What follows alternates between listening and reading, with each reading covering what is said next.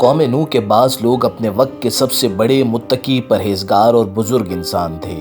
عام لوگ ان کے بڑے عقیدت مند تھے اور ان کی پیروی کرتے تھے۔ جب یہ بزرگ فوت ہو گئے تو ان کے عقیدت مندوں نے سوچا کہ اگر ہم ان کی تصویریں اور مجسمے بنا لیں اور رکھ لیں تو انہیں دیکھ کر ان کی یاد سے ہم میں عبادت کا شوق بڑھ جائے گا۔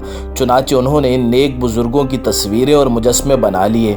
پھر جب تصویریں اور مجسمے بنانے والے فوت ہو گئے تو بعد والوں کے دل میں شیطان نے یہ وسوسہ پیدا کیا کہ تمہارے آباء و اجداد تو ان بزرگوں کی پرستش کیا کرتے تھے اور ان کے وسیلے سے ان پر بارش برستی تھی۔